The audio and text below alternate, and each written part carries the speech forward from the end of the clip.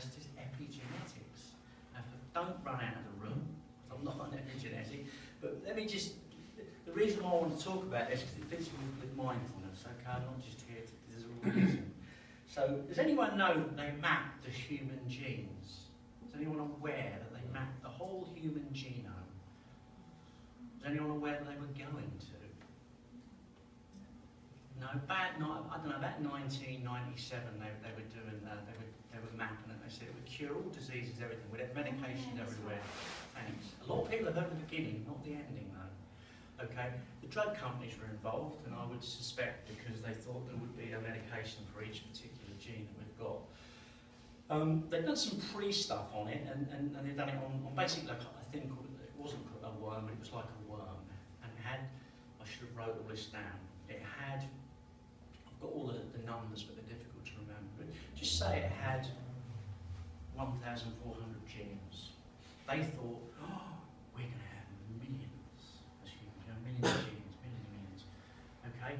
But they thought it would take years and years to do. It was finished about 5 years ago, very unsuccessfully, because we haven't got that many genes more than a worm. Okay? In fact, a grape's got considerably more genes than we have. So something far more is going on. So it's the spaces between the genes, and that's where you get epigenetics. So if you had a script, you know, it's given to a Hollywood, if you give Romeo, Shakespeare play like Romeo and Juliet to a Hollywood producer, you'd have a sparkling Hollywood movie. If you gave it to a Shakespearean company, you'd have a very different thing. It would be the same. Genes, a high proportion of our genes are transcriber genes, and they're turned on and off. Meditation has been proven to turn genes on, which is the relaxation response and the rest of it, and turn the ones with anxiety and depression off.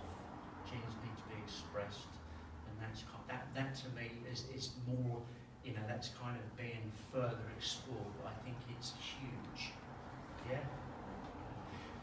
I mean, I suppose if I finish up really, is to think that we've got a practice that helps us no end.